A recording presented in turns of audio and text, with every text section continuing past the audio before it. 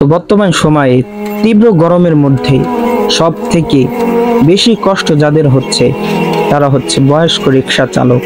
তো আপনারা একটু চেষ্টা করবেন বেশি বয়স্ক রিক্সা চালক যারা আছে এদের থেকে একটু এড়িয়ে চলবেন। তাদেরকে দেখলে প্রয়োজনে আর্থিক সহযোগিতা করুন। এই গরমে রিক্সা চালকেরা সব থেকে বেশি কষ্ট করছে, তাদেরকে সহযোগিতা করুন, এটাই সব থেকে ভালো হবে। তীব্র গরমে এক গ্লাস ঠান্ডা পানি কি যে প্রশান্তি দান করে তা খাওয়ানোর সময় বোঝা যায়।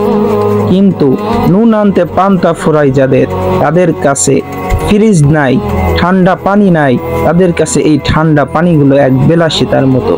রাস্তাঘাটে কর্মস্থলে মাথার ঘাম পায়ে ফেলে যারা পরিশ্রম করে লোকদের জন্য একটু আপনি সহযোগিতার হাত বাড়িয়ে দিন। দেখুন না, বুঝবেন তীব্র গরমের প্রশান্তিটা শুধুমাত্র ঠান্ডা পানি পান করার মাঝেই নিহিত রয়েছে, দান করার মাঝেই রয়েছে। তীব্র গরমে প্রশান্তি শুধু ঠান্ডা পানি পান করার মাঝেই না, দান করার মাঝেও আপনি খুঁজে পাবেন। এই জন্য চেষ্টা করবেন এই গরমের মধ্যে মানুষকে একটু সহযোগিতা করার। আল্লাহ তাআলা আমাদেরকে সহযোগিতা করার হাত বাড়িয়ে দিক। আমিন।